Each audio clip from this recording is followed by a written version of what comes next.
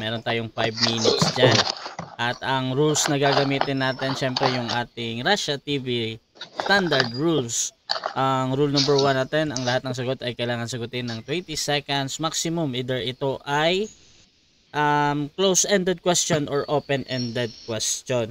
Kung titigil ang sumasagot ng at least 3 seconds, magsasabi na ako ng next question. Rule number 2 natin mga kapatid, kung close-ended ang question or categorical, kailangan sumagot doon sa pagpipilian muna bago magpaliwanag na hindi lalampas ng 20 seconds. At kung nalalabag ito mga kapatid, pwede kayong mag-object at ipapasagot natin yung ating categorical question.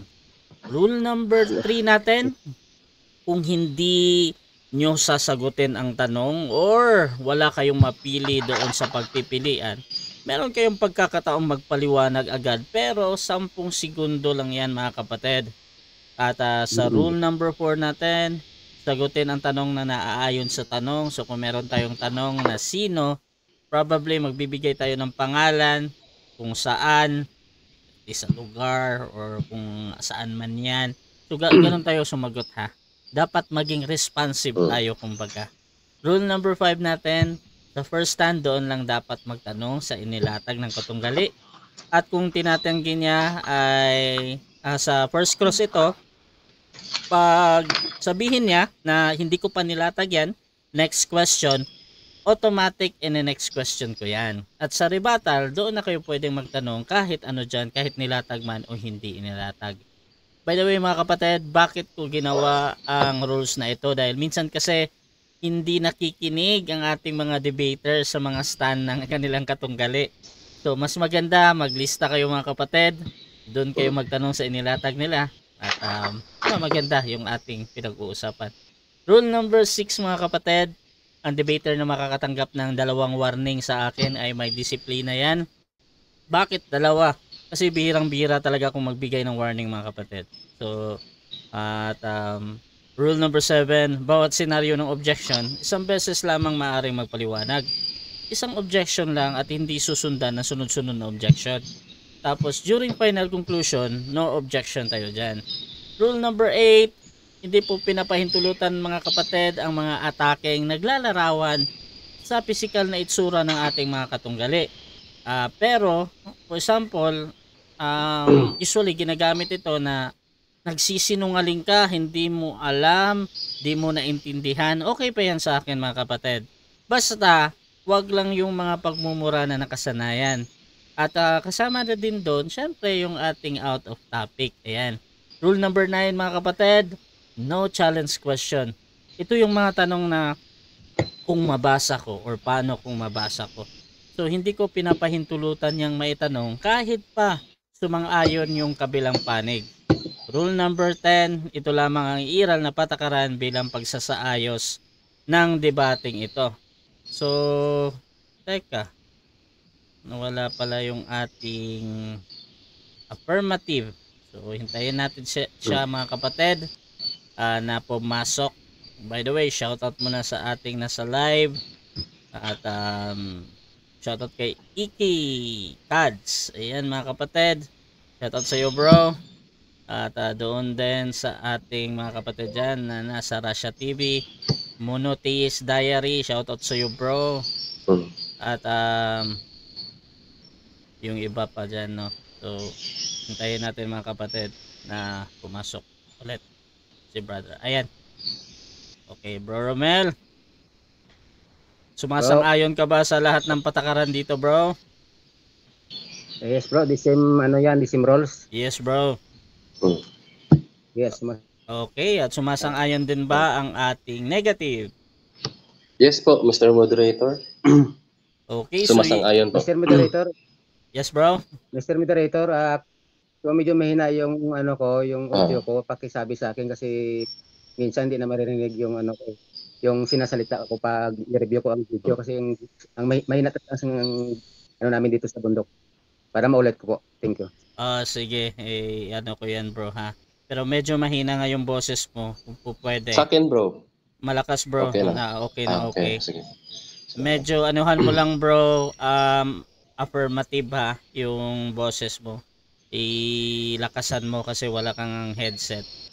So mga kapatid, yan yung ating kumpirmasyon. Pero bago yan, gusto ko muna silang magpakilala. At syempre, ano yung kanilang tinitindigan sa gabing ito. At ano din yung kanilang inaasahan sa kanilang katunggali, mga kapatid. So unahin natin ang ating affirmative. Pakilala ka, kapatid. Magandang gabi po sa lahat. Wala kang audio, bro. Wala kang audio. Mahina. Mahina. Mas maganda pa yung kanina. Mas maganda pa yung kanina. Sige, bro. Okay, Try mo, bro. okay na? Oh, yan. Yan. Malakas bro, yan. Sige, bro. Sige. Magandang gabi po sa lahat na nanonood ngayong gabi. At lalo na sa mga kapatiran na nanonood. At maraming salamat sa oras na ito na ating matutunghayan yung salita ng Diyos sa kaligtasan, lalo na sa Gospel of Salvation. At tayo po ay hoping na ang Panginoon ay mangungusap sa bawat puso at isipan ng ating kapwa. Ang Panginoon ang magbibigay sa atin ng wisdom for understanding. Yan lang po. Ako po si Romel Baclas. Dito po ako sa Capiz. Maraming salamat po. Okay, mga kapatid, that is Brother Romel Baclas. I think this is second time ata ni Romel Baclas dito sa third na pala. Ayan, third sa ating platform, mga kapatid. And I hope nakikilala nyo si Brother Romel ng Baptist, mga kapatid. At siya nga yung ating affirmative ngayon dito sa water baptism na ito. Actually, ang topic na ito kasi is laging natatopic yung ating negative naman. Kaya gusto ko muna siyang ipakilala sa inyo. Bro, kilala ka, bro? Okay, magandang gabi po sa lahat, no. Ron po ito ng United Pentecostal Church. Ordinaryong membro po ako. Hindi po ako preacher, hindi po ako teacher, hindi din po ako elder, no. Ang layunin ko po, mga kaibigan, bakit ako sumasali sa mga activity na ito, to learn din and reconcile yung mga konteksto na sinasabi ng Biblia, no. So at the end of this debate, no, panalo pa rin ang salita ng Diyos. Even though kanya-kanya kaming mga paniniwala, no, pero ang Diyos na mismo ang maghahayag sa gabing ito. Salamat po. Okay, so that is a Brother Ron, mga kapatid. Ilang beses na din siya nakipag-debate dito, mga kapatid. Pwede ko i-offer kampo kasi hinal ko mamaya. Sige, bro. Pag mag-present. Sige. Sige. So, thank you. okay, mga kapatid, simulan na natin ang ating debate at mauuna nga dito si Brother Romel ng Baptist, mga kapatid. 10 minutes para sa iyo, bro. At yung time natin nasa itaas, tingnan nyo na lang. Your time start now, bro. Sige, yung tema namin ngayong gabi, ako po ang affirmative bilang representative ng Baptist. Ako po ay magpapatunay na ang water baptism ay hindi saklaw o hindi siya kasama sa kaligtasan sa tinatawag na gospel. So ito po ang una na patunay sa sulat ni Apostol Pablo sa chapter 15 ng 1 Corinthians 1 to 4. So basahin ko po. Moreover, brethren, I declare unto you the gospel which I preach unto you, which also ye have received, and wherein ye stand. So sabi ni Apostol Pablo, yung sinasabihan niya, yung mga nakatanggap na ng gospel, yung mga sumampa na dito natin malalaman sa Pablo kung ano ba ang talaga ang gospel. So sabi ni Pablo, ipinapangaral ko sa inyo at ito ay hello. Okay. So sa verse to, by which also ye are saved, ye keep in memory what I preach unto you, unless ye have believed in vain. So sabi ni Apostol Pablo, naligtas sila sa gospel na ito. Kung sila ay nag-keep in memory, ibig sabihin kung sila ay tunay, totoo na tumanggap buong puso kasi mayroong sumampalataya na hindi talaga buong puso sa bibig lang. So you believe in vain. So sabi ni Apostol Pablo, hindi kayo maliligtas. Dapat you keep in memory. Totoo talaga, tunay na pagtanggap kay Jesus Christ na ang gospel. So ano ba ang gospel na tinutukoy ni Apostol Pablo na nakaligtas sa kanila? Sa verse 3, for I delivered unto you first of all that which I also received, how that Christ died for our sins according to the scriptures. So, ito pala ang gospel na tinutukoy ni Apostol Pablo na nakaligtas sa kanya, na siya una nakatanggap, kaya siya nangangaral dahil alam niya ang gospel na ito na nakaligtas din sa kanya. Ibig sabihin, ang gospel na ito ay powerful at effective sa kaligtasan. So sa verse 4, and that he was buried and that he rose again the third day according to the scriptures.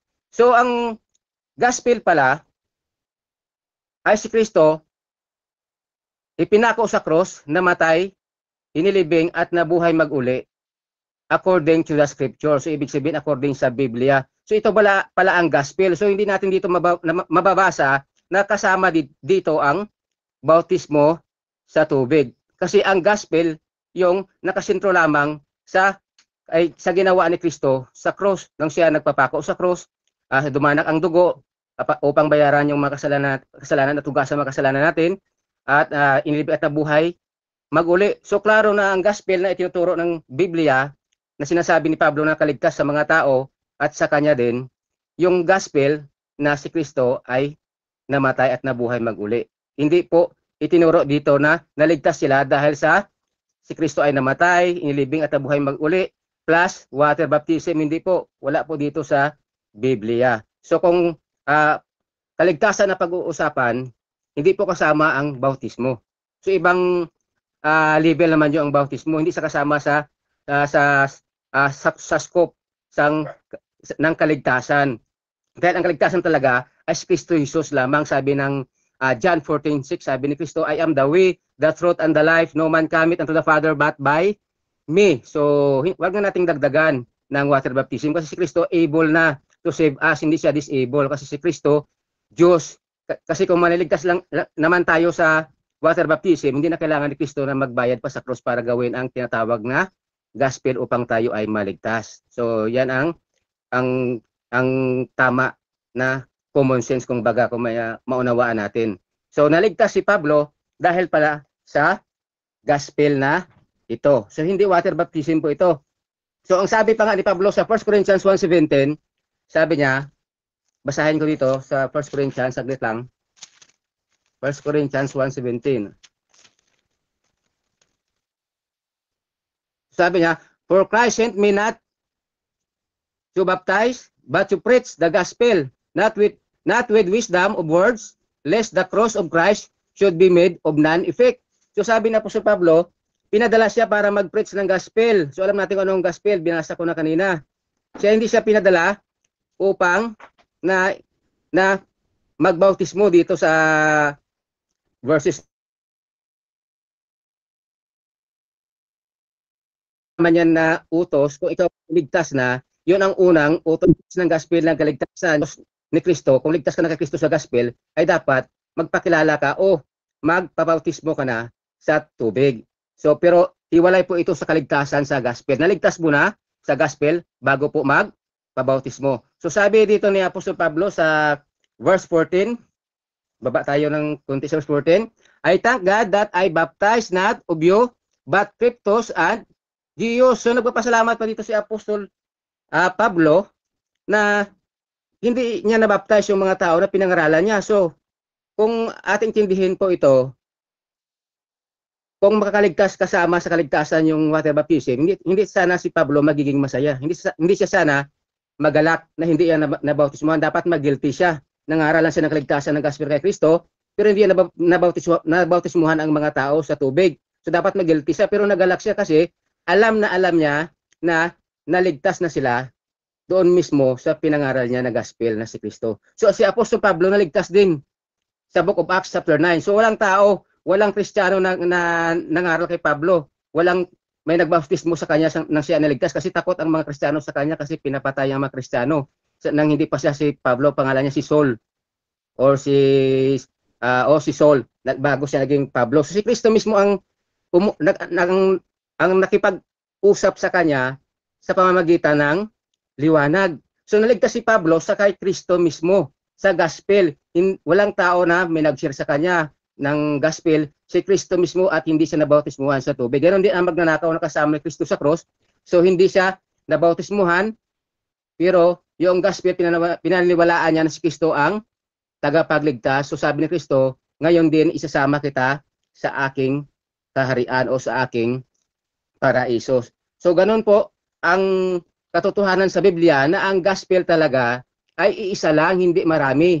Kay Jesus Christ lang, wag tayong mag-focus sa another gospel. Yung sabi ng Biblia, maraming lalabas sa last days na mga false prophet. Magtuturo ng another Jesus. Yung another Jesus nila, yung hindi walang kakayanang magligtas, kailangan pang tulungan ng water baptism, kailangan pang endurance, kailangan pang good works. So ang tinuturo sa Biblia, ang tamang Jesus dito, ang totoong Jesus sa Biblia ay able to save us. So ang tamang gospel, si Kristo lang. Pag may dinagdag, sabi ng Revelation chapter 22, at hindi kinumplito, may dinagdag o binawasan, so mananagot sa Panginoon. So sa ating mga kapatid na sa iba, hindi naniwala sa faith alone in Christ, so dinagdagan.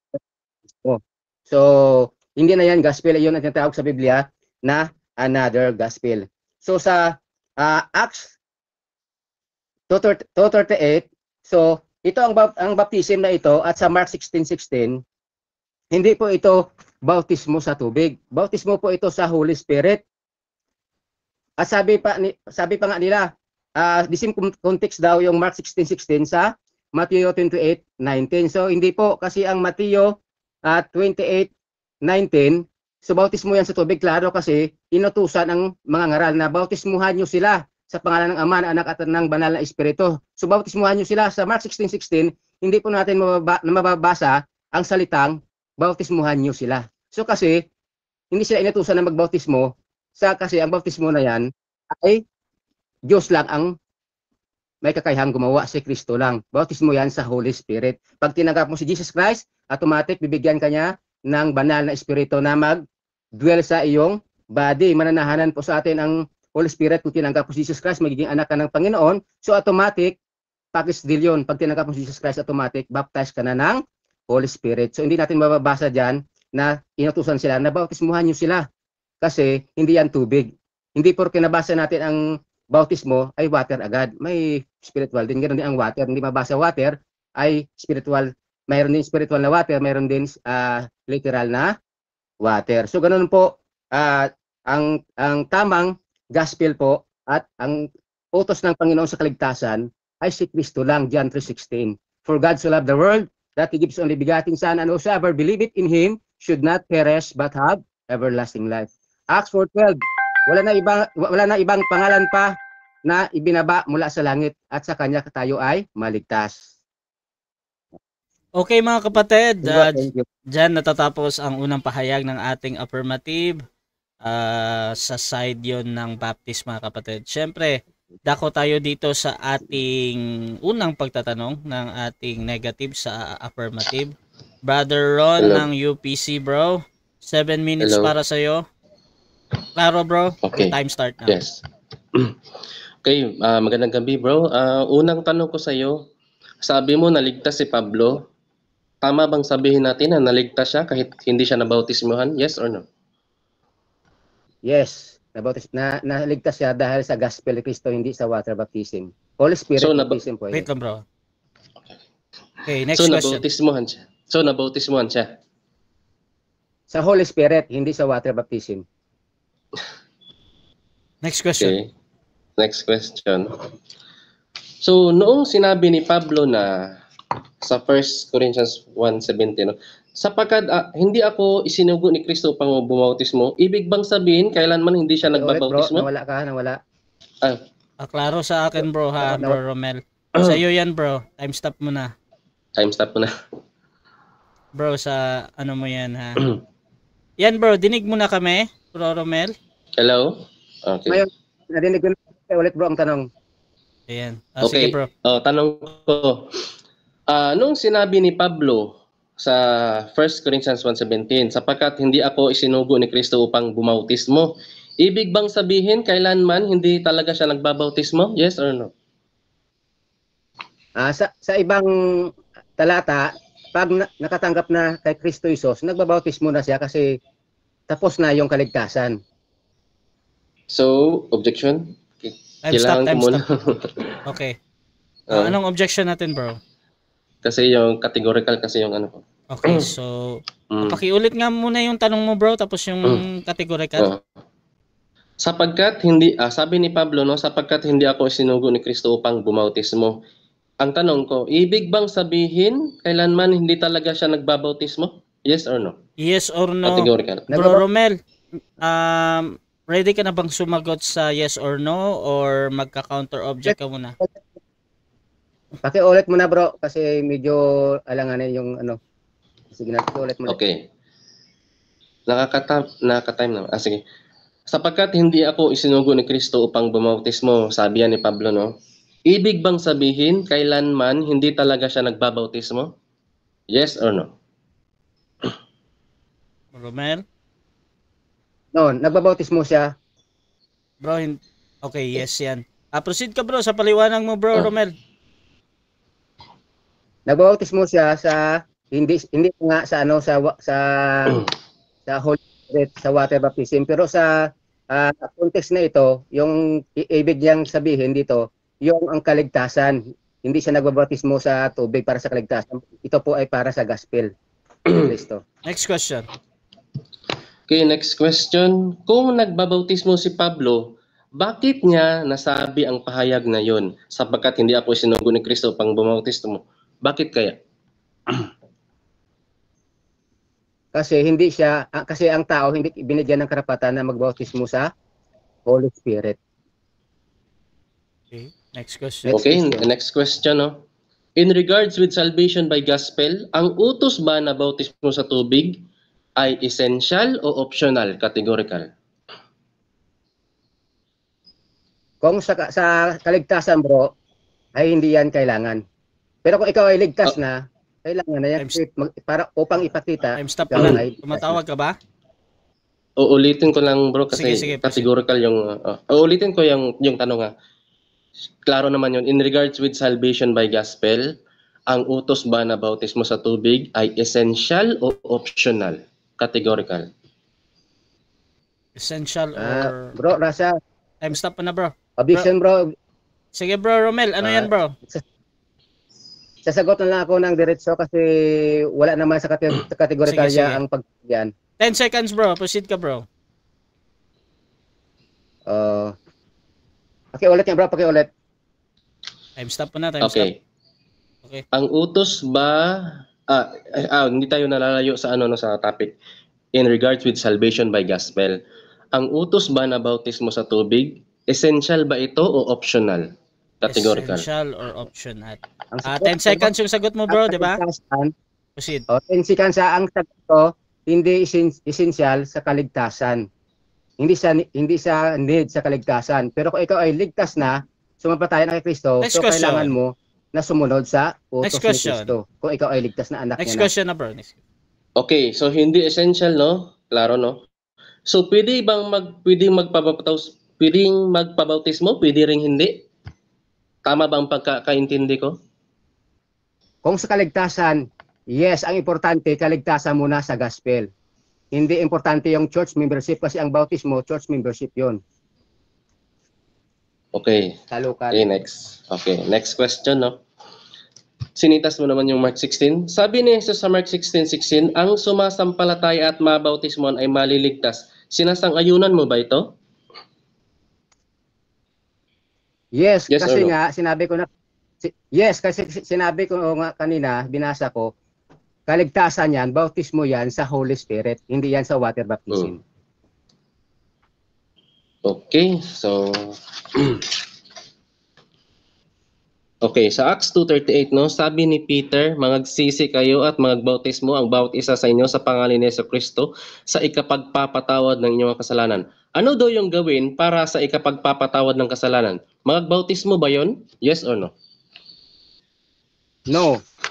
Dahil ang nag-iisang bayad ng ating kasalanan, yung gospel ni Kristo, yung dugo na sa 1 John 1:7 at sa Efeso 1:7 na tayo ay nilinis ng kanyang dugo. Kung walang dugo ni Kristo, wala tayong kabayaran, wala tayong kapatawaran.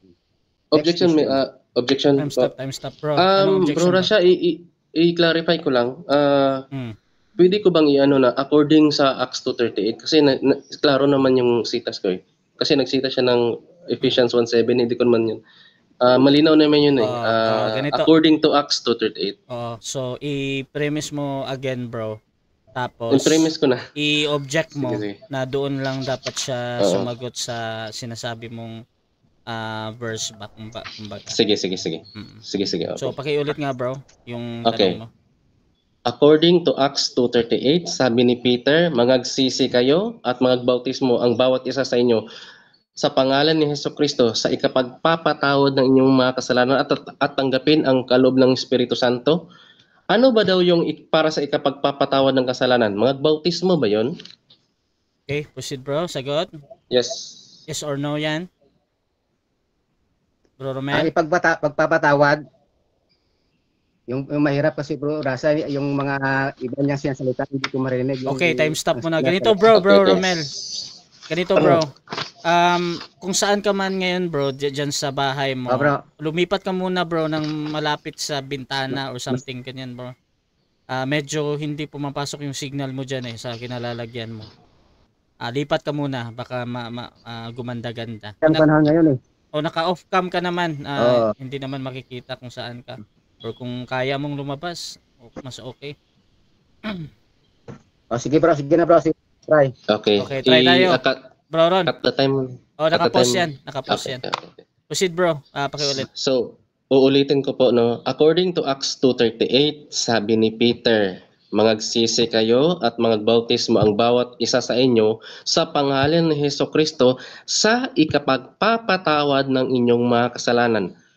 Ang tanong, ano daw ang gawin para sa ikapagpapatawad ng kasalanan? Mangagbautismo ba 'yon? Yes or no? Yes or no? Wala po sa categorical. Sige. Hindi masagot ng Sa 10 seconds ka, bro. Yes. Okay, bro. Next question na. Okay So, na yun. Okay na ba yan? Okay. Sige, bro. Yung dugo lamang, so yun ang gospel, hindi yung water baptism. Next question. So malinaw sa inggit dito ni Pablo. Okay, so sabi mo, si Pablo ay hindi na bautismohan sa tubig. Hindi naman magsisita sa hindi naman pwede, no? Sige, sa sunod na lang. Sige, next question. Ano pa ba yung question? Ilang oras na ba, bro, Rasha? Last 1 minute and 20 seconds. Okay. So, maliligtas ka ba kahit hindi ka nagpapabautismo? Yes or no? Objection. Anong klaseng baptismo bro ang tinutukoy mo? Sa Holy Spirit o water baptism? Okay. Actually, water baptism yun ito pinag-uusapan natin. O, water baptism. Sa water daw, bro. Ang sagot Sige, bro, Romel. ko, no. No daw. Ang sagot ko, no. Dahil ang water baptism, hindi talaga ang makakahugas sa ating kasalanan. Ay yung gospel lang ni Kristo, ang dugo niya lang. Wala nang iba. So, okay. So, pwedeng next question. So, ibig sabihin, pwedeng tanggihan ng isang mananampalataya ang water baptism? Yes or no?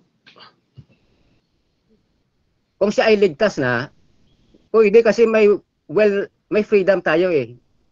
Hindi tayo pinipilit ng Panginoon. Pero ang importante, kung siya ay sumampalataya, nakatanggap na kay Jesus Christ, automatic baptize siya ng Holy Spirit. Ligtas na siya kahit ayaw niya magpabautismo. Next question. Okay. So, water baptism yung natin, no? Oh, sige. I-wave ko na, bro Rasha. Okay. So, dyan natatapos mga kapatid ang unang pagtatanong ng ating negative. Shoutout muna sa ating nasa live dyan. Shoutout kay Samuel Tahuda ng MCGU, kay AK Kads, sa Marcos 16:16 pa lang. panalo na ang negative. Shoutout kay Samuel Tahuda, huwag na kayong mag-away dahil pareho din naman kayong mali. Ayan. John Reyes, malinaw naman sa Mateo 28:19 at Marcos 16:16. Shoutout din kay Zach Jacob, yung bantay pinto mga kapatid. Sabi niya dito ay kapag walang tubig kahit ihi, hahaha. Ayan. Shoutout din kay Limboy, soul winning na lang gawin nyo, paulit-ulit na lang yan. Shoutout din kay Irene Barana, shoutout po boss.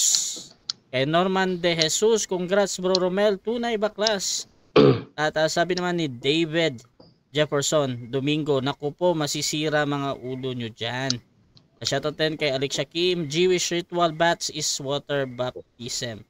Irene, sabi niya, hindi bautismo ang makakapagligtas, bro, kundi only Jesus Christ lang ang tanging daan.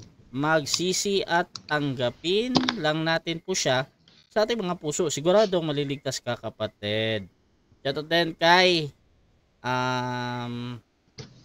Maria Ave. Good evening, bro. Ayan. So, tuloy-tuloy tayo mga kapatid. Dito tayo sa negative stand. Brother Ron ng UPC, your time start now, bro. Okay, so magandang gabi po sa lahat, no? Yung stand ko ngayon is magne-negative ako. So, sabi niya, yung Matthew 28 at saka Mark 16 ay magkaiba po daw yun. Actually ho, hindi ako po ay naniniwala na ang sa water baptism at Holy Spirit. Pero hindi yun hiwalay.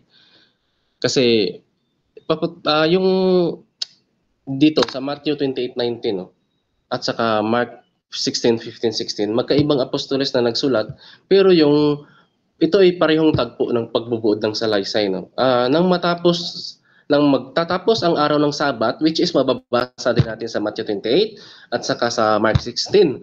Nang nagbubukang liwayway na ang unang araw ng sanglinggo ay nagsiparaon si Maria Magdalena. Basahin niyo po sa Matthew 28, Mark 16, Maria Magdalena, mababasa niyan. Pumunta sila sa libingan ni Jesus.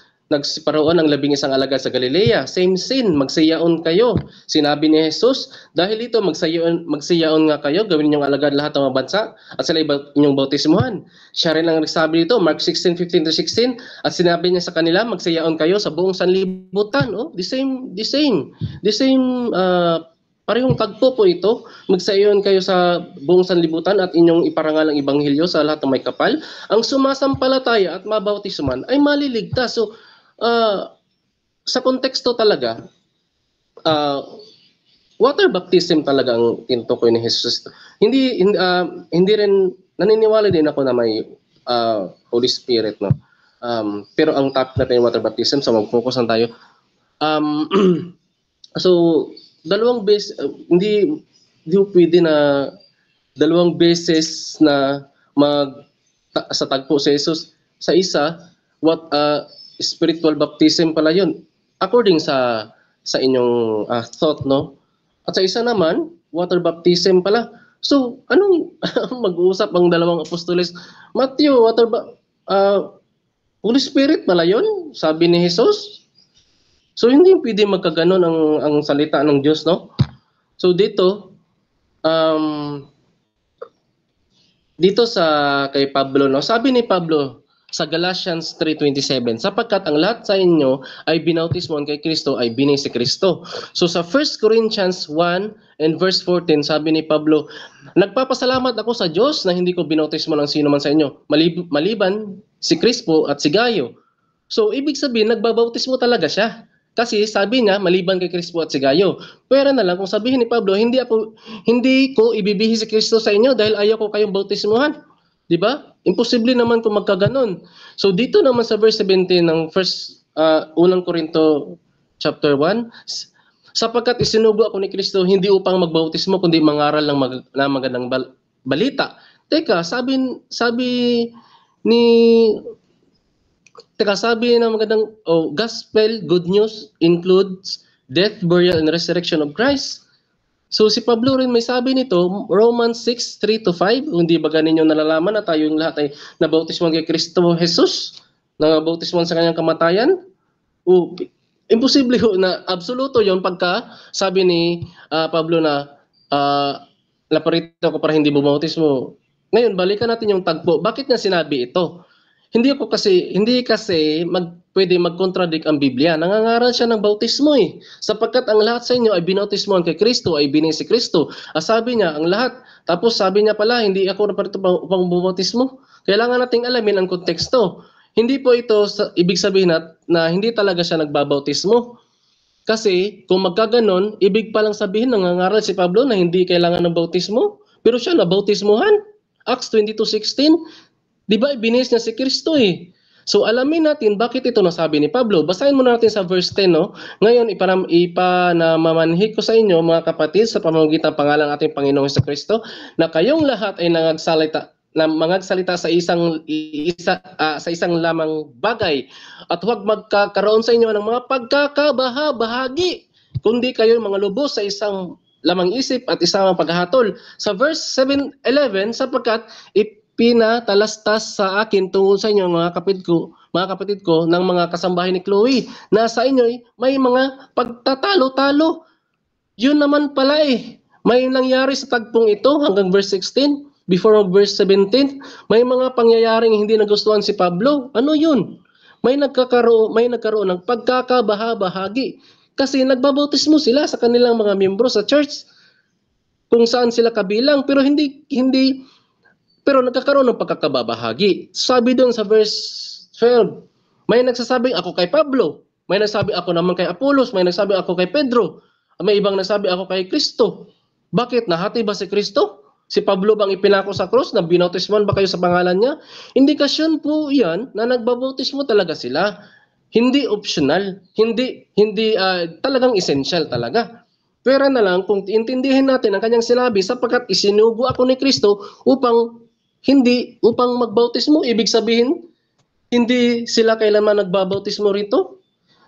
Kaya nasabi yan ni Pablo dahil nagkakabaha-bahagi ng iba doon sa tagpong iyon. Pero nabautismuhan yun sila. Pero nakakabahagi lang. Kailangan nating intindihin na hindi issue dito hindi importante ang bautismo or hindi essential tulad ng pagsagot mo kanina. May senaryo lang na nagkakabaha-bahagi. Pero hindi ibig sabihin na sila ay hindi sila nabautismuhan. Kasi lahat naman sila totoong nananampalataya eh.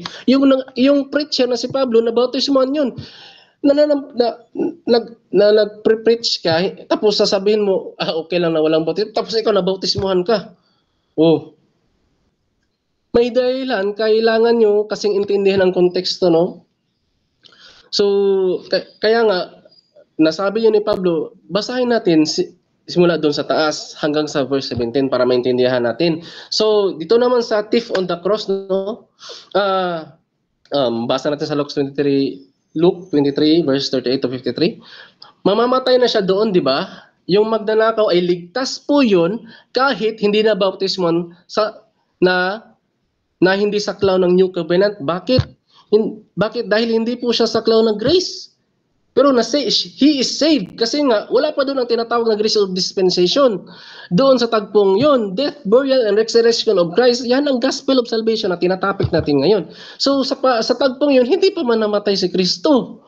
Sasabihin ng iba, yun pala, iligtas rin pala kahit hindi siya nabautismohan sa utos ng Panginoong si Kristo. Pero ito yung isang punto na yung magnanakaw sa cross, kahit hindi ko ito pero sasabihin ko lang, taga-Judea po yun, mga kaibigan. So sabi dito sa Matthew 3 verse 5 to 6, lahat ng taga-Judea ay nabautismuhan. Oh, pero wala tayong verbatim na kasama doon magnanakaw, pero taga-Judea yun eh. Oh. So nagkaroon po siya ng idea about kay Jesus. He confessed that Jesus is Lord, He is the King. Kinikilala niya si Jesus bilang tagapagligtas niya. Sabi niya, aalalahanin mo ako Panginoon kung ikaw ay maghahari na. Ibig sabihin, may alam talaga magnanakaw patungkol kay Jesus sa tagpong yun. Pero he is not, hindi siya, kung sasabihin mo kung gospel of salvation, death, burial, and resurrection, hindi pa ka namamatay si Kristo doon. Sabi doon sa Hebrews 9:16, sapagkat kung saan mayroong tipan, dooy kinakailangan ang kamatayan ng gumawa niyaon. Sapagkat ang isang tipan ay may kabuluhan, kung mamatay ang gumawa. So sa ibang paraan, walang anumang kabuluhan samantalang nabubuhay ang gumawa. Kaya una, Mang Tipan ay hindi italaga na walang dugo sa verse 22, kaya sinabi to sa Hebrews 9:22, maliban na sa pagkabuhos ng dugo ay walang kapatawaran. So, ngayon, sabi nyo, ang magnanakaw ay stay by gospel of faith. Alam ba ng magnanakaw na si Jesus ay nabuhay sa ikatlong araw? Alam niya? Kasi yon ang qualification eh. Sa gospel, dapat alam niya. Paano niya malalaman? Wala namang diwa. Wala nang diwa yung magnanakaw, patay na yun eh. Kaya klaro yung sinabi sa Hebrews 9 verse 16, sapagkat kung saan mayroong tipan, doon kailangan ang kamatayan ng gumawa niyaon. Sapagkat ang isang tipan ay may kabuluhan kung mamatay ang gumawa. Yun yung New Covenant na.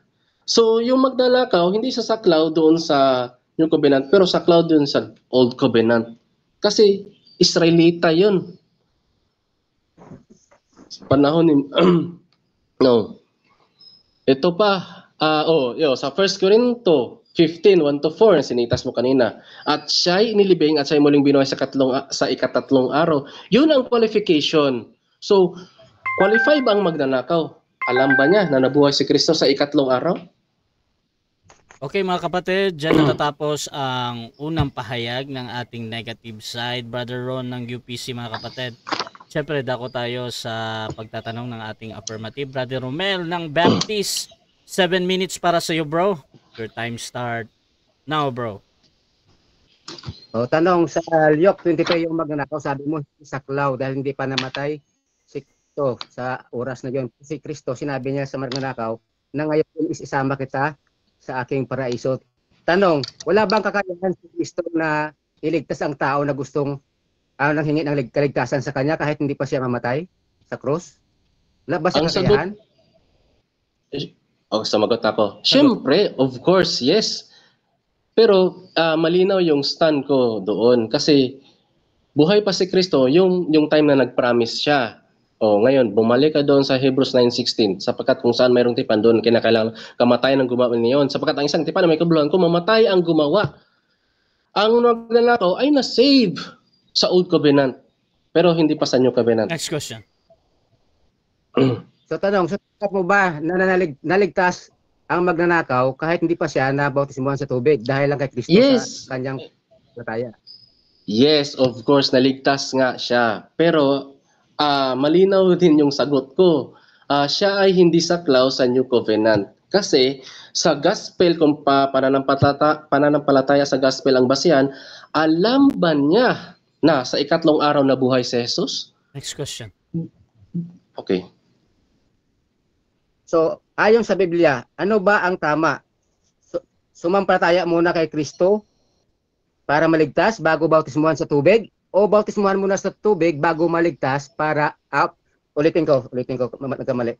Alin ba ang tama? Sumampalataya ba muna kay Kristo para maligtas bago o bautismuhan muna sa tubig para maligtas bago palataya? Bro, napuputol ka bro. Kaya ulit. Bro Romel, medyo hindi malinaw bro. Sige bro, pakiulit. Sige na? Sige.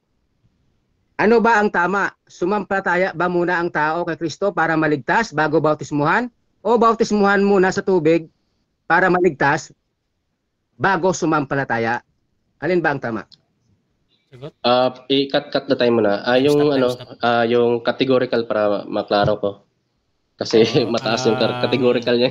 Ang categorical dito, ano yung una? Sumampalataya ba daw muna bago bautismuhan or bautismuhan muna bago sumampalataya? So, pili ka dun bro. Sige. Okay. Categorical. Pipili ako dun sa una ha.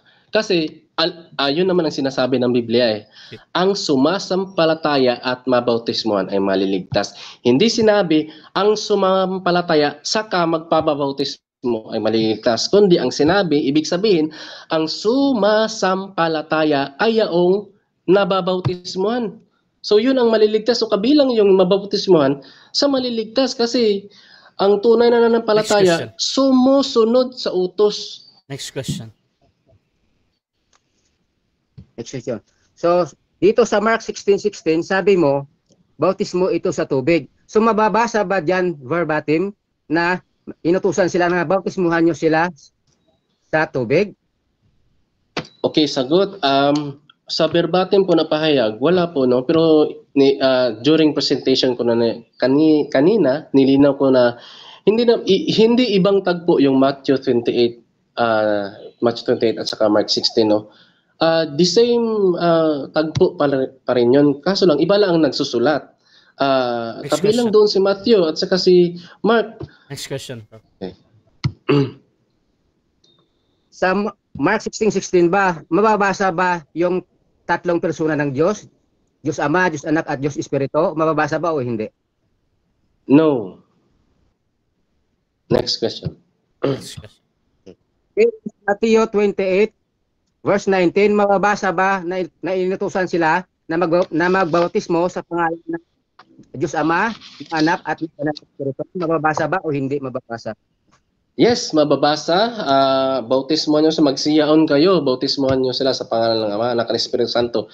Ganun din naman sa Marcos eh. So, magsiyaon nga kayo, i-preach the gospel. So, hindi, isipin mo, iba, Jesus sa tagpong iba, Jesus sa tagpong na, tapos sinabi niya magsiyaon. Siyempre, isang Next tagpo question. lang yun. Iba lang ang nagsusulat, si Mateo or si Mark. Next question, bro. Tanggap mo ba na sa gospel lamang ni Jesus sapat na sa ikaliligtas ng kaluluwa? O kailangan pang tulungan ng bautismo sa tubig? Yes, tanggap ko, i-qualify ko ang sagot ko dahil ang tunay na nananampalataya sa tagapagligtas, 100% na sumasampalataya, ay sumusunod. Now, ang bautismo ay simbolo ng kamatayan ni Jesus. Romans 6:3-5, Colossians 2:12. So, yun may express Next namin ang aming pananampalataya Next sa question. pagsunod.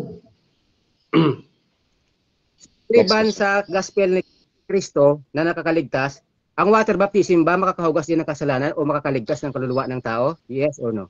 Yes, sinabi na doon sa Acts 2:38 na ang bautismo sa pangalan ng Panginoong Hesukristo ay para sa ikapagpapatawad for the remissions of sins. Bautismo sa pangalan ni Hesukristo Luke 24:47. Anong sinabi doon? Ang pagsisisi at Next question. repentance. Okay, sorry. Next question. So, kung ang water baptism, so ilang porsyento ang maitulong niya sa kaligtasan sa gospel ni Kristo? Ilang porsyento? Sige, 100% of course kasi yung nag-uutos tagapagligtas eh. So sabi ng tagapagligtas, magpabautismo ka. So magpabautismo kami para kami may maligtas. Sabi yun ng tagapagligtas eh. Susundin namin yun 100%. Kung 100% ang bautismo sa tubig sa kaligtasan, 100% din ang kaligtasan sa kay Kristo sa gospel.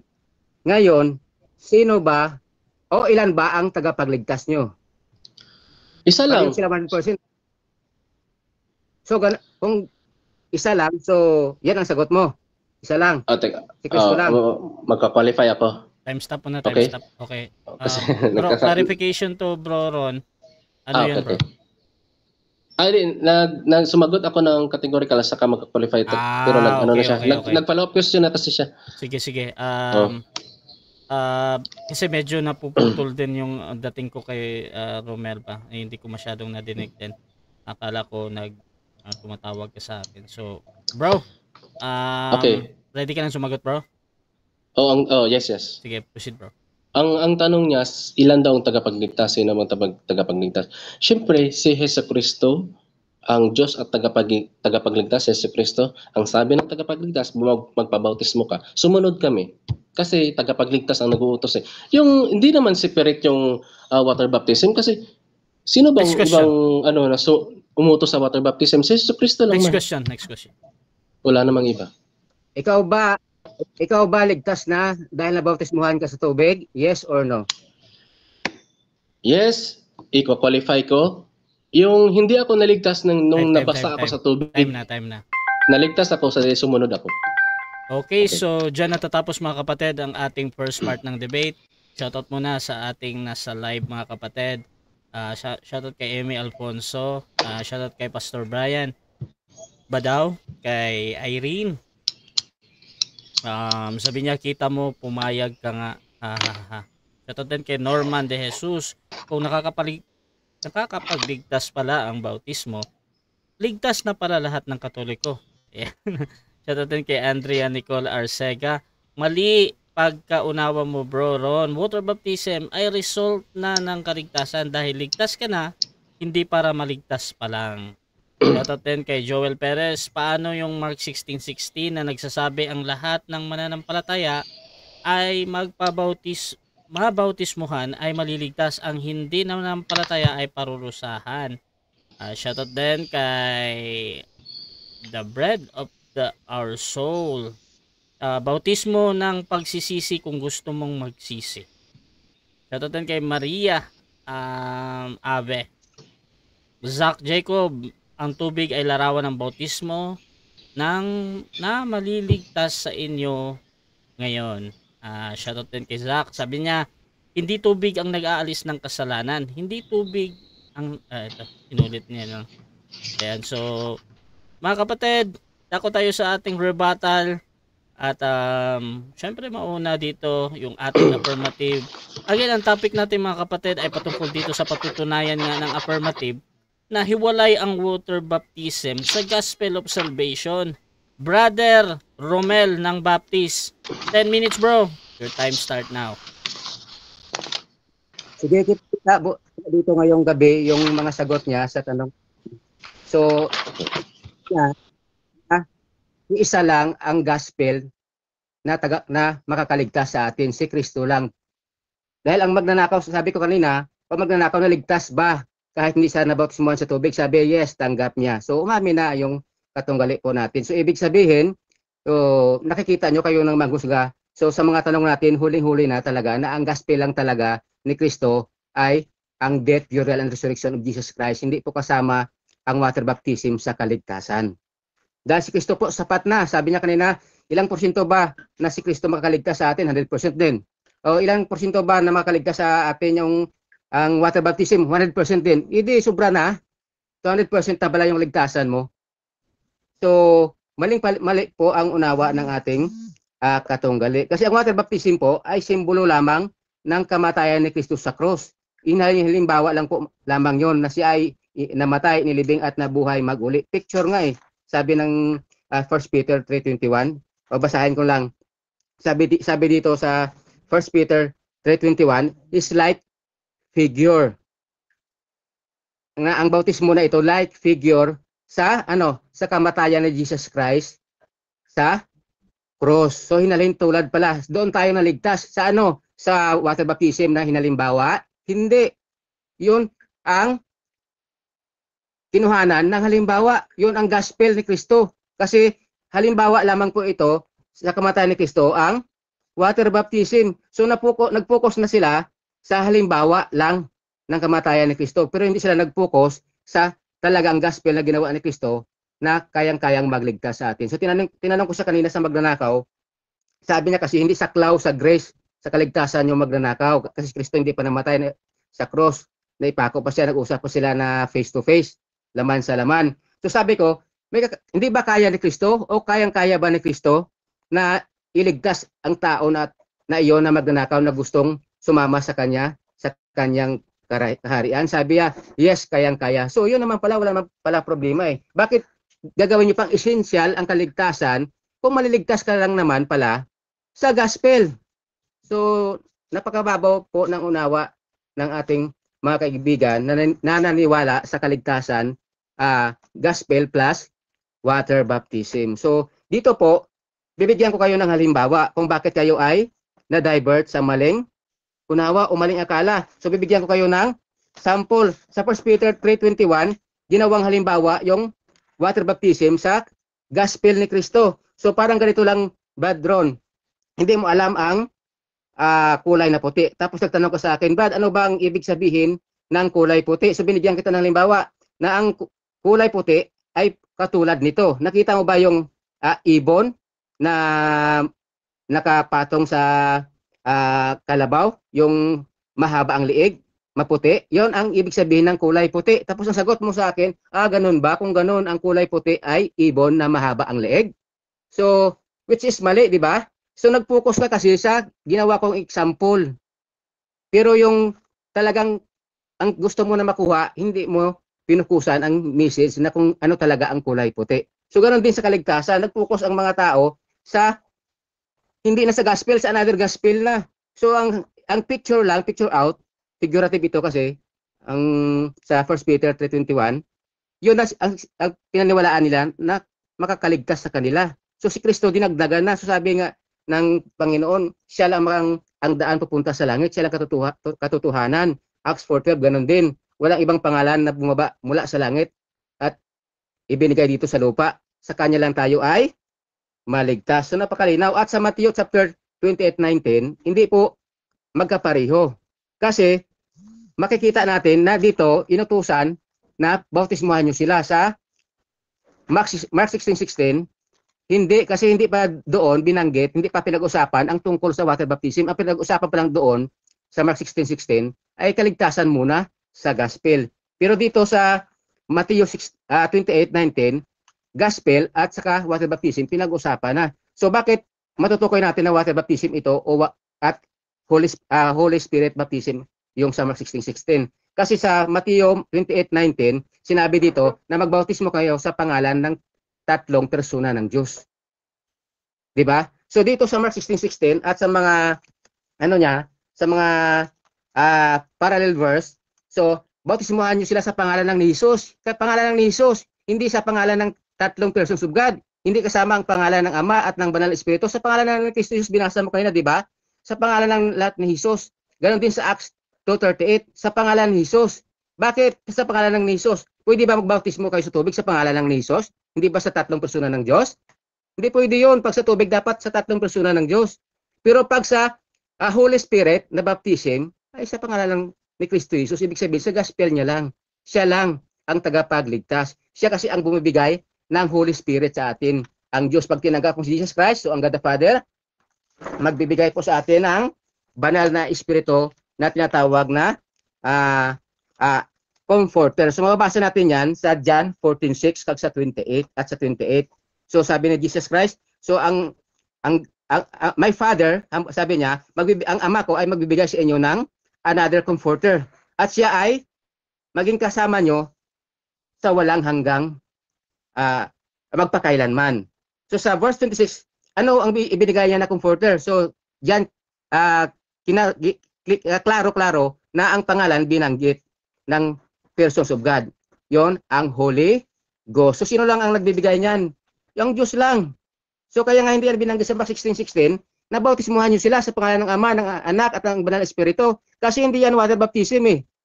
Hindi yan pinag-usapan ang water baptism kasi ang pinag-usapan muna yung importante, ang una-una, ang kaligtasan muna ng tao bago ang bautismo. So maraming talata sa Biblia na nabautismuhan sa tubig, ang sabi mo, ay mali. Ang nabautismuhan sa water baptism at Holy Spirit baptism, hindi lahat na baptized sa water baptism. Pero ang lahat na sumampalataya kay Kristo Jesus, naligtas. Sabi nga Apostol Pablo, hindi lahat na bautismuhan ko sila maliban lang kay Crispus at kay Gaius. So ibig sabihin, maging masaya pa rin siya kasi alam niya ang nakatanggap, ligtas na yon kahit hindi pa umabot sa bautismo. Yan ang pinaka-importante para sa kanya. So anin mo baptize ka naman sa water baptism, hindi ka naman ligtas dahil hindi mo naman tinanggap ang gospel. 'Di ba? So dapat sa gospel muna maligtas. Pangalawa, yung kung ligtas ka na ay dapat mo na sundin ang utos.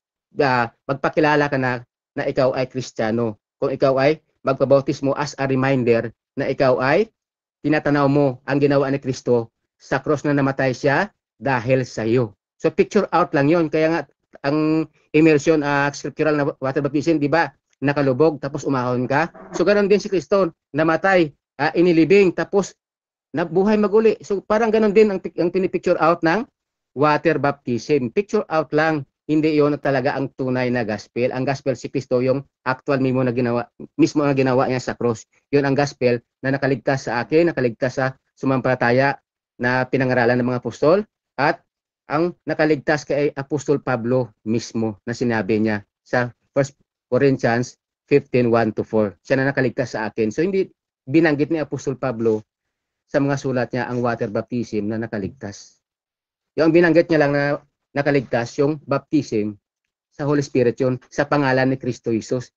So maraming mga talata diyan na sa pangalan ni Kristo Jesus mapapatawad ang iyong kasalanan, tanggapin nyo ang Holy Spirit sa pangalan ni Kristo Jesus. So hindi yan sa pamamagitan ng water baptism matatanggap ang Holy Spirit. Hindi po sa pamamagitan lang na sa pangalan lang ni Panginoong Jesucristo. So nag-iisa lang ang ating tagapagligtas, walang iba kundi si Panginoong Jesucristo lang. Kung water baptism, 3 pangalan ang mini-mention. 3 persona ng Diyos. Pero sa Holy Spirit baptism, isa lang ang mini-mention, sa pangalan lamang ni Kristo Jesus. So sapat na sa kapatawaran ng ating makasalanan dahil ang kanyang dugo ang nagbayad, ang nagtubos sa ating makasalanan. Hindi po ang tubig ang naghugas ng ating makasalanan, 0 po 'yon. Walang porsyento na maitulong. Ano ba sabi niya kanina? Makakatulong daw ang water baptism sa kaligtasan ni Kristo. Ano ba si Kristo? Disable? Hindi ba kaya ni Kristo na iligtas ang tao? Kailangan niya pa ng water baptism? Paano kung hindi maabot ang tao sa bautismo sa tubig, namatay na siya, nang nakarinig siya ng gospel, tapos namatay siya agad? Hindi ba siya magliligtas? So ano ba si Kristo? Mahina? Hindi ba siya Diyos? Di ba ang Diyos no limit? Unlimited ang kakayahan niya. Pag sumampalataya ka sa Kanya, sabi niya, ay ikaw, bibigyan niya ng buhay na wala. Maraming salamat po. Okay mga kapatid, dyan natatapos ang rebata ng ating affirmative. Brother Romel ng Baptist. Siyempre dako tayo sa 7 minutes na pagtatanong ni Brother Ron. Bro Ron, pa-unmute mo na bro. 7 minutes para sa iyo bro. Second cross ito. Your time start now. Okay, so unang tanong ko sa iyo, kasama ba ang mabautismuhan sa maliligtas according doon sa sinabi ni Jesus sa Mark 16:16 na ang sumasampalataya at mabautismuhan ay maliligtas? Yes or no? Yes, ang sumampalataya at nabautismuhan ng Holy Spirit baptism, hindi baptism. Holy Spirit baptism 'yon, maliligtas. Okay, sige. Next question. Ayon sa Acts 4:12, ano daw yung ibinigay na pangalan para sa kaligtasan? Yung pangalan ni Kristo Jesus para sa kaligtasan. Okay, next question. So, ibig sabihin, kapag ba nabautismuhan tayo sa pangalan ng Jesucristo, maliligtas tayo ayon sa konteksto ng Acts 4:12? Yes or no? Yes. Yes, kasi siya ang ibinigay Ama na ating tagapagligtas. Only begotten Savior, only begotten Son, I mean. And only Savior. Okay, thank you. So next question. Sa Romans 6:3, sabi doon ni Pablo, hindi ba ganyan nalalaman na tayong lahat na nabautismo kay Kristo ay nangabautismo sa kanyang kamatayan? Ngayon, bro, tanong ko sa iyo, tatanggapin mo ba na ligtas ka dahil naniniwala ka na namatay si Jesus? Pero 50-50 pang mababautismuhan sa kanyang kamatayan, yes or no? No, kasi ligtas na ako, ibig sabihin kasama na ako sa kanyang kamatayan. Katulad na rin na inilibing ako kasama niya. At mabuhay mag-uli kasama niya kasi ang gospel natanggap ko na si Kristo. Okay, next question. Ano ang pruweba mo na na-experience mo na yung na namatay si Jesus, namatay ka kay Jesus? Ano ba yung pruweba mo? Pakiulit bro, pakiulit. Okay, so reconstruct ko lang. No? Ano ba ang proof mo na tunay kang nananampalataya na namatay si Jesus sa iyong kasalanan? Dahil ako mismo ang nakakaalam na sigurado ako 100% ang pananampalataya ko sa kanya, wala nang iba. So anong pruweba mo? So ang pruweba ko, yung ang kanyang mga salita, hindi ang salita ng tao. Salita niya yung inuutos niya? Yes or no? Salita ng Biblia na ang sumampalataya sa kanya ay ligtas na. So, ibig sabihin, sumasampalataya ka sa tagapagligtas. Susundin mo ba yung mga utos niya? Yes or no? Kung ligtas na, natural, kasi anak ka ng Panginoon, sino pa ba ang susunod sa mga utos? Natural ang mga anak ng Diyos na niligtas niya tayo upang utusan ng kanyang ministry. So, Okay, ang so tawag diyan ay serve to serve. Save to serve. I mean, save to serve. So, ano ba talaga? Ang bautismo ba ay essential or non-essential? Kasi sabi mo kanina hindi na essential eh. So, pwedeng hindi ka magpabautismo, pwedeng ring hindi. Sagot na ko? Mm. Ligtasan, ang kailangan na bautismo ay Holy Spirit. Essential para maligtas sa pamamagitan ni Kristo sa pangalan niya. Ang water baptism, hindi essential sa kaligtasan kasi sapat na si Kristo sa ikakaligtas ng aking kaluluwa. So, pwedeng hindi natin susundin ang utos niya na magpabautismo, pwede, hindi. Pwede magpabautismo ka, pwede hindi. Pero ang importante sa kaligtasan ay ligtas ka na. Pero mas mabuti kung ligtas na ay sundin mo ang utos ng Panginoon upang siya ay mag-glorify sa ating buhay. So, kung ligtas ka, pwede ka mapabautismo, pwede rin hindi. Tinatanggap mo ba yun? Yes. Okay. So, next question. Dito sa Romans 10:9 to 10, sabi dito, if you confess with your mouth that Jesus Lord and believe in your heart that God raised Him from the dead, ang tanong, na-confess ba ito ng magnanakaw nung siya'y buhay pa? Yes or no? Yes, sa cross. Yes. Doon mismo sa cross. Na-confess siya, sabi niya sa kasama niyang magnanakaw na ininsulto si Kristo, sabi niya, tayong dalawa ay makasalanan, si Kristo walang kasalanan. So, ibig sabihin nag-confess siya. Okay, next question. Bago siya. So, Oh. na-confess ba niya na si Jesus ay nabuhay ng ikatlong araw? Na-confess ba niya? Yes or no? No, kasi mamamatay na siya sa araw na yan. Paano pa siya mag-confess? Pero alam niya na pag sumabatay sa kay Kristo, kahit buhay pa si Kristo, alam niya na kayang-kaya ni Kristo na iligtas siya doon So, sa langit. so ang gospel includes death, burial, and resurrection. To be specific, no? Si Jesus was resurrected in the sa pagkaraan ng ikatlong araw. Alam ba yun ang magnanakaw? Nasagot ko na kanina. Hindi niya alam, Okay, so- pero na niya na yon kasi maraming nang mga ngaral sa panahon niya. May mga disciples na si Jesus Christ, may mga apostoles na si Jesus Christ. So kung hindi niya kilala si Kristo, hindi siya sana sumabatay kay Kristo, di ba? Pero alam niya si Kristo ay Panginoon. So ibig sabihin, may know-how na siya about kay Jesus Christ bago siya naipako sa krus. Next question. Sige, next question. According sa 1 Peter 3:20 to 21, 8 kaluluwa ang nangaligtas sa pamamagitan ng tubig. Ibig sabihin naligtas sila sa pamamagitan ng tubig na ayon sa tunay na kahawig ngayon nagligtas. Ano daw yun? Bautismo ba yun? Yes or no? Yung kahawig lang. Ang bautismo diyan na sinasabi, ang naligtas din sa tubig, Una bro. Objection tayo. Anong objection bro? Categorical. Ulitin ko ang Okay, tanong. ulit bro. According sa 1 Peter 3:20 to 21, 8 kaluluwa ang nangaligtas sa pamamagitan ng tubig. Ibig sabihin naligtas sila sa pamamagitan ng tubig na ayon sa tunay na kahawig ngayon nagligtas. Ano ba daw yun? Bautismo ba yun according sa talata? Bautismo ba daw yun bro? Yes or no?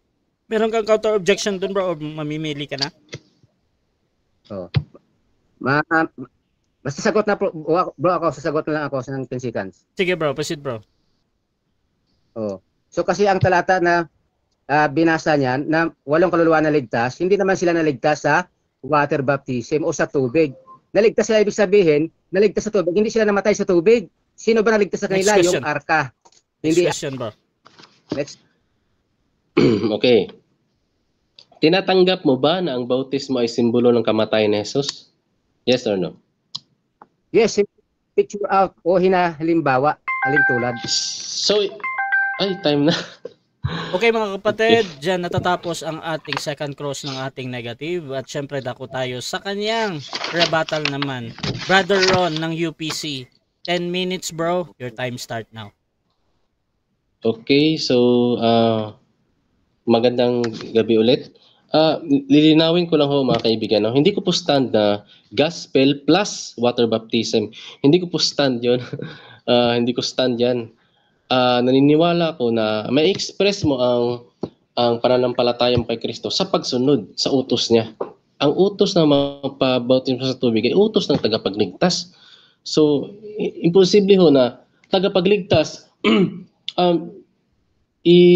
hindi mo susundin. 50% susundin mo. 50-50 ba yun? Yun ba? Ano bang, kasi ang issue kasi, main issue kasi dito, yung type of faith, no? No, for example mga kaibigan, no, na ito, ang bautismo ay response natin sa gospel, no? Kasi simbolo po ito ng death, burial, and resurrection of Christ. So ang tunay na sumasampalataya ay ang sumusunod sa faith. Faith is sumusunod sa utos. Faith is an active response to God, no? Hindi naligtas ang tao from the moment na nabasa siya sa tubig. Ang naligtas siya dahil sumunod siya doon sa tagapagligtas. Ano bang utos ng tagapagligtas? Bautismohan, magpabautismo. Malinaw naman po yun, no, sa Mark 16:16. Kahit itatanggi pa niya na ito ay hindi daw water baptism, malinaw naman na ang sumasampalataya at mabautismo ay maliligtas. Hindi naman utos yung Holy Spirit. Kasi kaloob niya yun ng Diyos.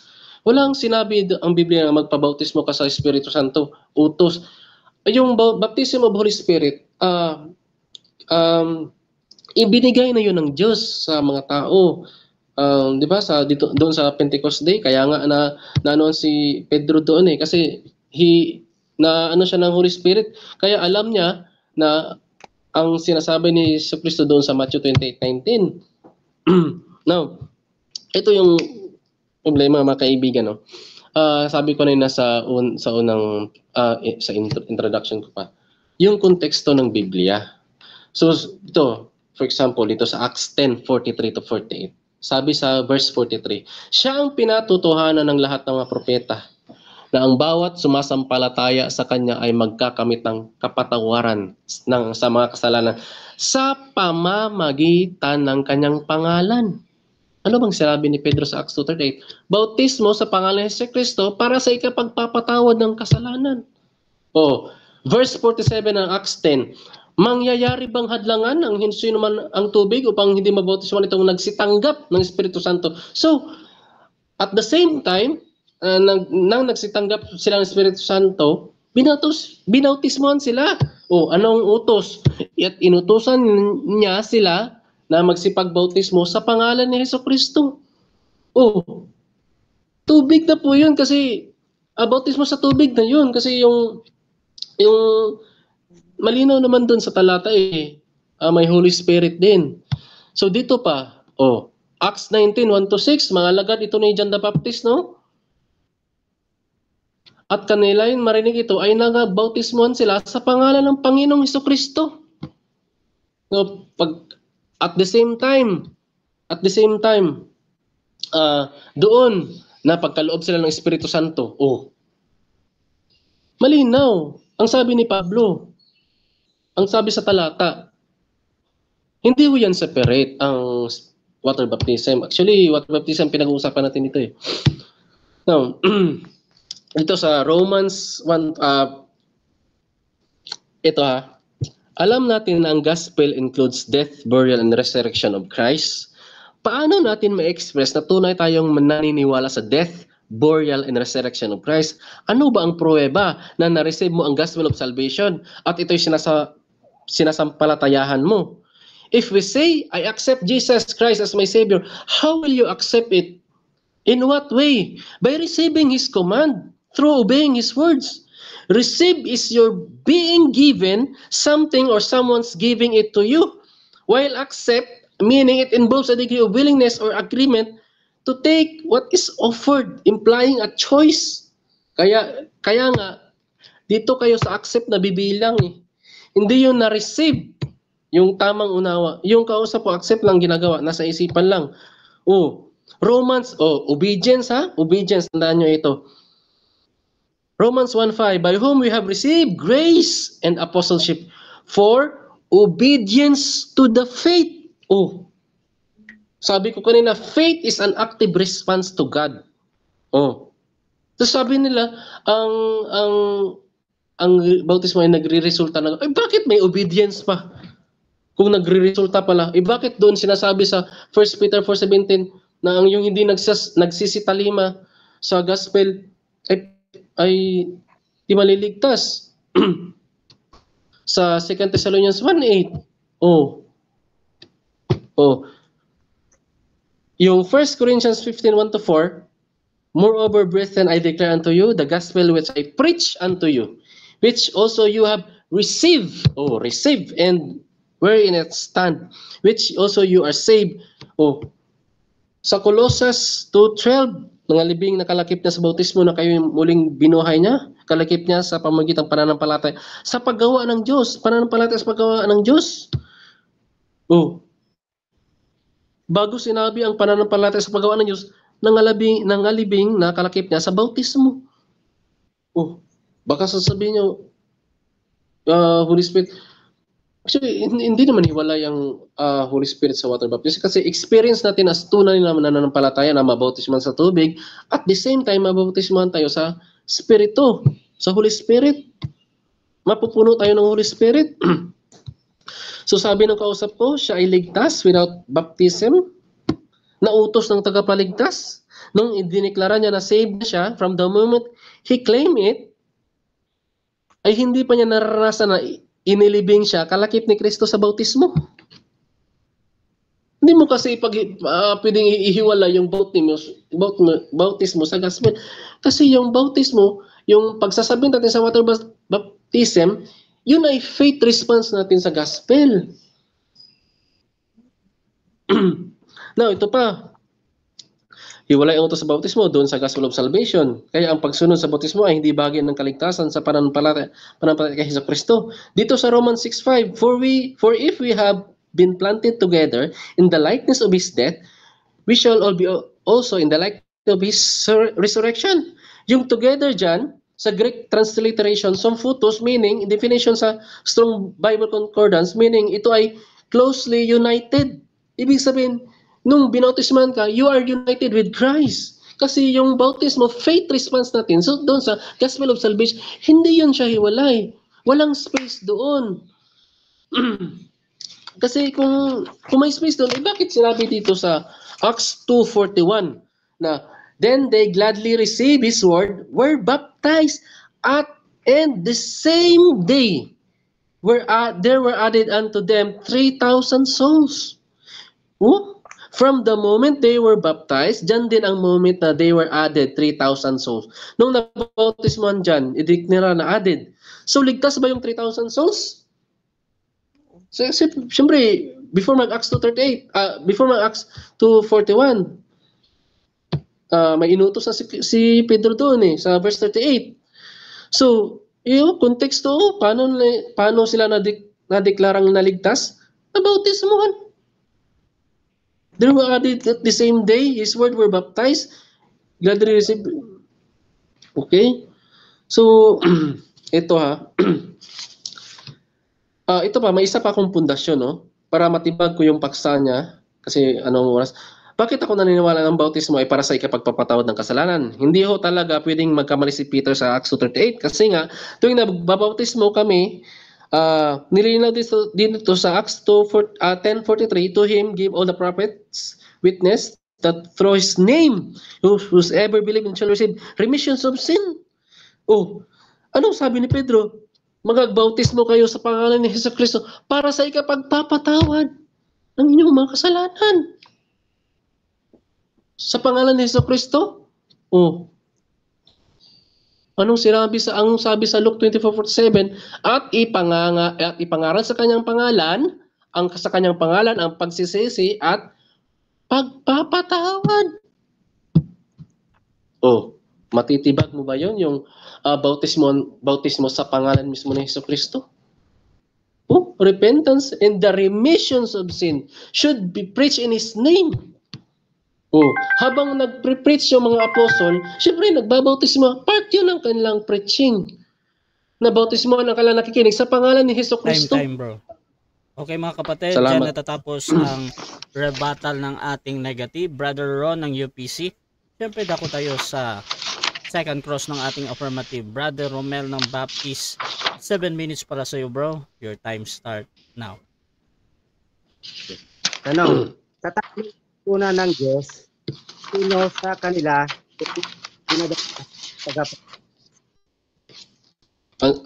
Objection. Di ko maano yung boses niya.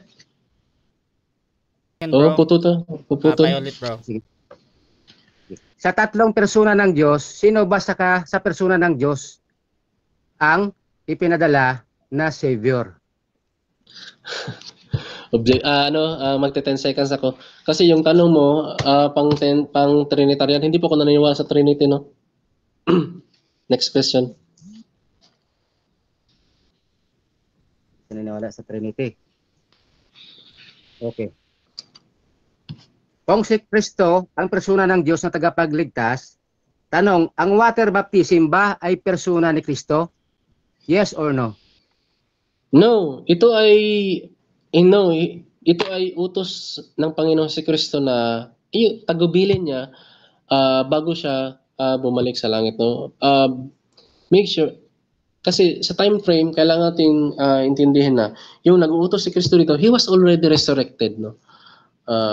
Bago siya nag-utos. He was already resurrected. Tanong, sino ba ang magpapatawad sa atin kung ikaw ay sumampalataya kay Kristo? Si Kristo ba o ang tubig sa bautismo? Actually, si Jesucristo kasi kanina ko pa yan na-stand eh. Hindi ko ako naniniwala na mabasa ka sa tubig, yun ang ikaliligtas mo.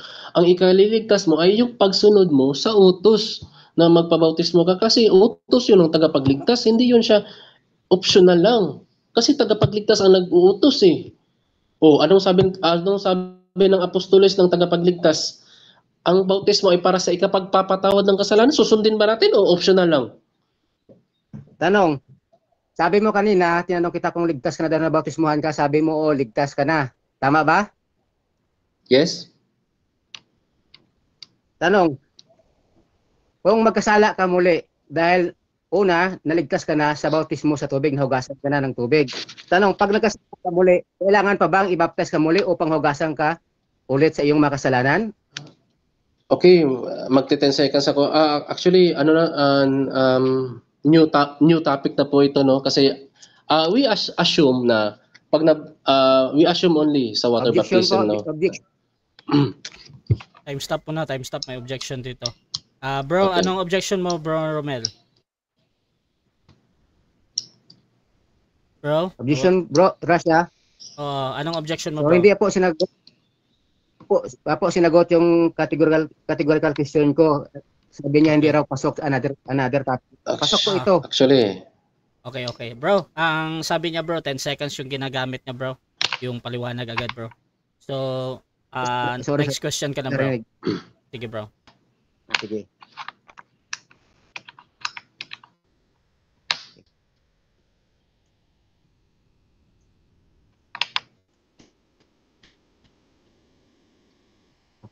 Di ba sabi mo kanina ligtas ka na dahil sa water baptismo. So, kung makagawa ka ulit ng kasalanan, ligtas ka pa rin ba dahil nabaptize na sa tubig o hindi na?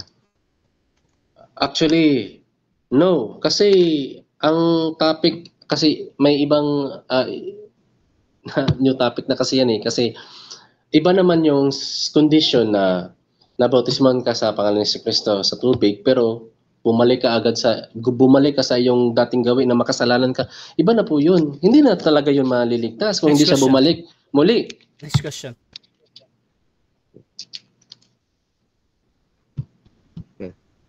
Kung kayo ba ay nagbabautismo sa pinapangaralan ninyo, tanong, ilang persona ba ng Diyos ang ginagamit nyo upang magbautismo kayo sa kanila sa tubig?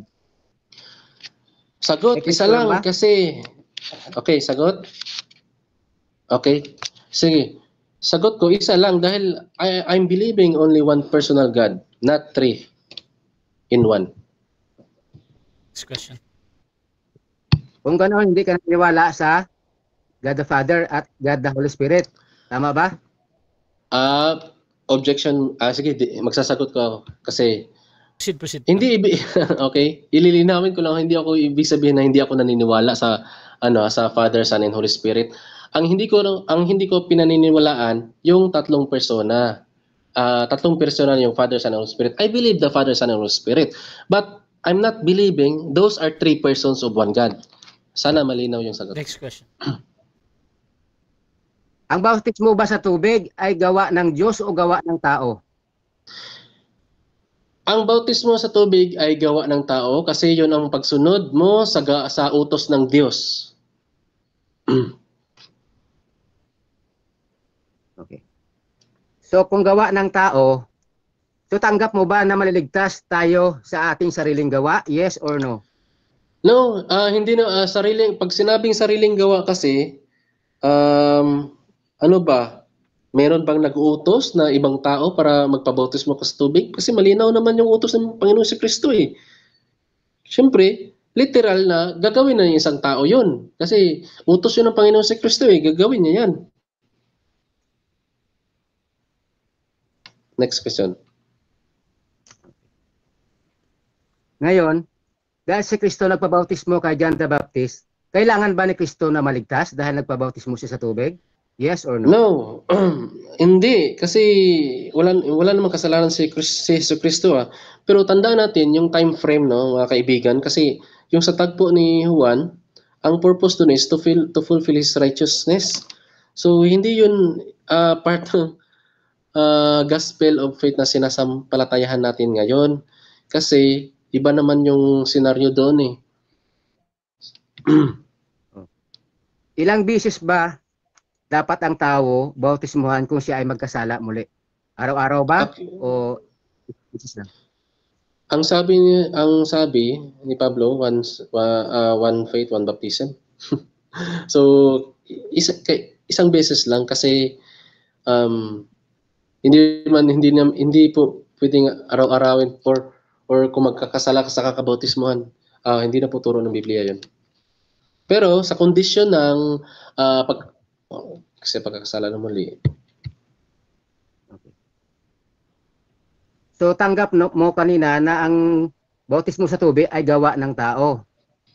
So sabi ni Apostol Pablo sa taga-Episo, naligtas sila sa grasya ng Diyos sa pananampalataya, hindi sa gawa ng tao. Ngayon, nagsisinungaling ba si Pablo? O ikaw nagsisinungaling? No. Time na. Okay mga kapatid, dyan natatapos ang second stage ng ating debate, which is yung ating rebuttal at yung ating second cross. Bago natin simulan ang ating final conclusion mga kapatid, shoutout muna dyan sa nasa live natin. Shoutout kay Norman D. Jesus, sabi niya ipit na si Brother Ron.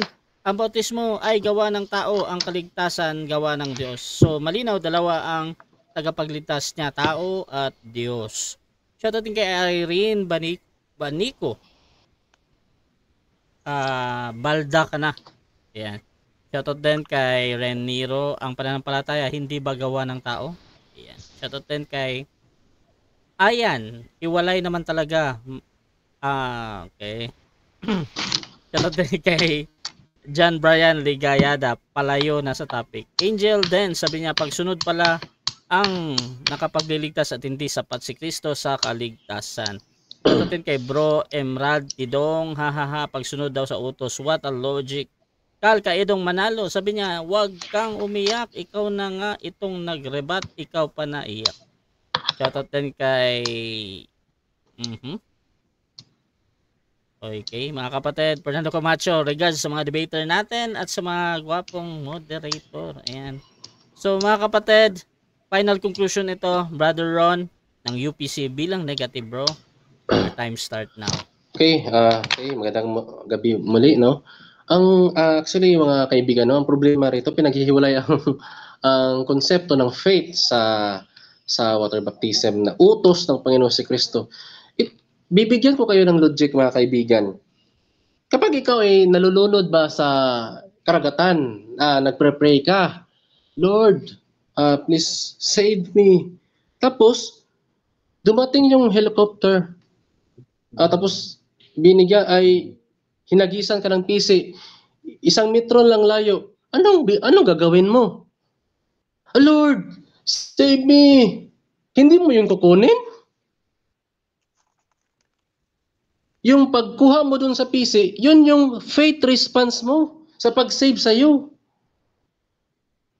Hindi yung sa isipan lang. Now, sabi nila, gawa ng tao, yun ba ang ang bautismo daw ay gawa ng tao?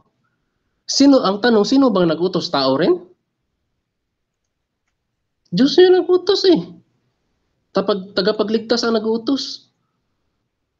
So, utos ng Diyos, gawa ng tao. Siyempre, literal, mapabautismo ka eh. Kayo, napabautismo. Bakit kayo nagpabautismo kung gawa pa ng tao? O sabi nila, nagre-resulta daw. Bakit yung ginagawa? Gawa pala niya ng tao. O siyempre, nagre-resulta ito ng good works. Ano ba yung good works? Gawa rin mang tao eh. Now, ano raw sabi sa Acts 10:43? Ito kasi hindi ko natapos kanina eh. Makakamit ang kapatawaran sa mga kasalanan sa pamamagitan ng kanyang pangalan. Ano ba yung pangalan na ibinigay para sa kaligtasan? No? Acts 4:12. At sa kaninong ibang sa mga iba ay walang kaligtasan sapagkat walang ibang pangalan sa silong langit na ibinigay sa mga tao. Nasukat nating ikaligtas. Ikaligtas. Ibig palang sabihin, maliligtas tayo kapag nabautismohan tayo mismo sa pangalan ni Jesucristo. Remission of sins nga Sabi ni Pedro doon sa Acts 2:38. Magsisi at magbautismo ang bawat isa sa inyo sa pangalan ni Jesucristo sa ikapagpapatawad ng inyong mga kasalanan.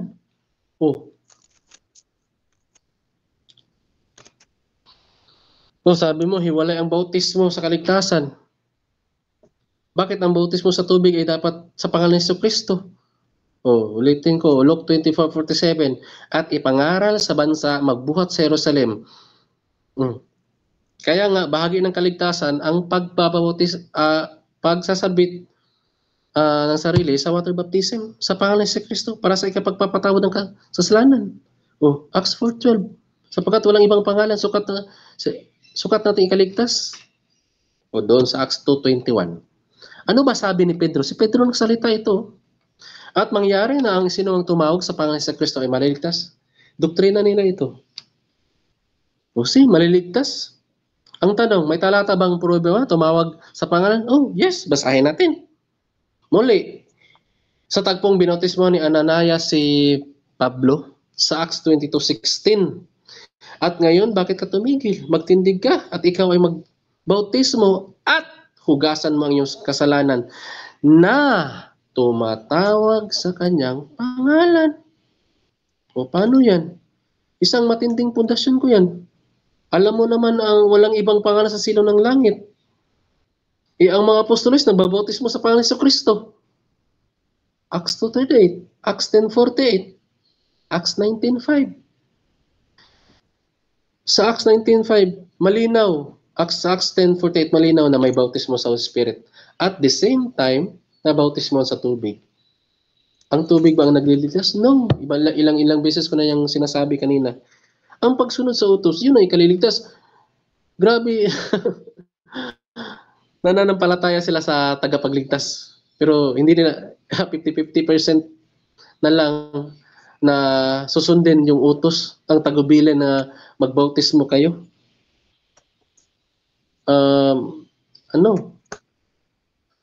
50% lang pala na masunod yun. Utos ang tagapagligtas 100%. Kung totoo kang nananampalataya sa tagapagligtas, susundin mo yung sinasabi niya. Para sa ikapagpatawad ng kasalanan. Okay, verbatim yan. At dyan natatapos ang final conclusion ng ating negative. Shoutout sa ating mga manonood dyan ha. Dito na din tayo sa ating final conclusion din ng ating affirmative. Brother Romel ng Baptist, 5 minutes para sa iyo bro. Your time start. Okay. So, kitang-kita natin po mga kapatid na hindi niya nagiba ang ating titindigan, na patunayan po natin na hiwalay talaga sa kaligtasan yung water baptism. Siya mismo ang nagsabi, ang sinagot sa mga tanong ko. So sabi niya, 100% daw makaligtas ang gospel ni Cristo kahit hindi pa na bautismuhan sa tubig. So klarong-klaro na inamin niya. So kaya lang hindi niya talaga matanggap na ang mga salita ng Panginoon ay sigurado na sa gospel lamang ay maligtas. So binanggit niya sa Book of Acts chapter 2 sa verse 38 hanggang sa 47. So bago sila idinagdag sa iglesia, so naligtas na muna sila sa pangalan ni Kristo Jesus. Dito sa verse 38, nabaptize sila sa pangalan ni Kristo Jesus bago sila na idinagdag sa iglesia sa 47. So sa 41, di ba sabi diyan, then did that gladly receive his word. O tanggap nila ang salita ng Panginoon. Anong natanggap nila sa Panginoon? Bakit naging masaya sila? Ang gospel sa kaligtasan, naging masaya sila. Bakit? Dahil alam nila, ligtas na sila. So dahil ligtas na sila, so natural, galak na galak sila na sundin ang kasunod na utos, hindi para sa kaligtasan ng kaluluwa dahil ligtas na sila. Bakit? Isang beses lang iligtas ng ating kaluluwa, hindi double. Naligtas na eh. Kailangan pa bang i-baptize para maligtas muli? So hindi naligtas na sila, kaya galak na sila.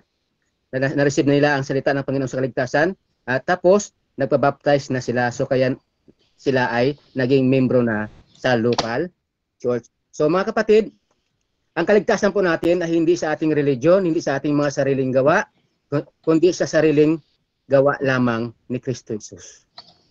Hindi sa ating sariling gawa, sa gawa ng Diyos ang makakaligtas sa atin. So malinaw ang sinabi ni Apostol Pablo sa Efeso 2:8 sa 9.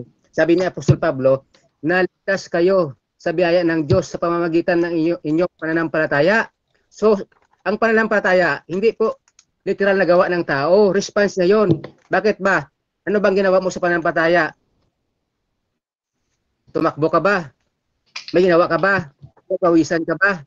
Diba? Hindi yon literal na gawa ng tao. Response mo yon. Yon ang pananampalataya, ay hindi yon literal na gawa ng tao. Ang gawa ng tao ay hindi lang 10 commandments. Yung pagsunod mo sa iba pang kautusan katulad ng bautismo sa tubig, ginawa mong kaligtasan. So, katulad lang na itinuro mo sa tao na ang religion mo pala ay makaligtas sa tao. Bakit?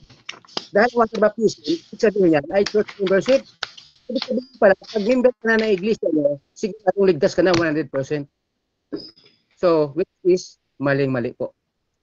Kasi, nagko-contradict po yan sa aral sa Biblia, sa aral ni Kristo at ng mga apostol. So, si Kristo mismo nag-testify, di ba, sa John 14:6. Sabi ni Pablo, tumanong siya kung sino ba ang daan pupunta sa langit. Ang sagot ni Kristo, ako ang daan, ang buhay, at ang katotohanan. Walang tao na makakapunta sa langit kundi sa pamamagitan ko, hindi sa pamamagitan ng water baptism po. Napakalinaw. At sa Hebrews 9:22, without shedding the blood of Jesus Christ, there is no remission. So kung wala pala ang dugo ni Kristo, kahit na i-baptize ka pa sa water baptism, useless. Kasi ang dugo lamang ni Kristo ang nag-iisang powerful na makaugas ng ating kasalanan. Kasi ang water baptism, ang maugasan niya lang yung panglabas muna sa katawan, sa panit lang. Ang kasalanan natin nasa loob po, nasa loob ng puso. So hindi yan mahop tubig. Pero ang dugo ni Kristo Jesus ay lumilinis sa atin, hindi lang sa ating pagkatao. Hindi lang sa ating pagkatao, sapagkat lumilinis sa atin sa lahat ng ating mga kasalanan, hindi lang sa labas na kasalanan, ganoon din sa loob na kasalanan. Yung sa loob na kasalanan ay nasa puso po natin. So wala kakayahan ang tubig na maghugas sa kasalanan natin sa loob ng puso.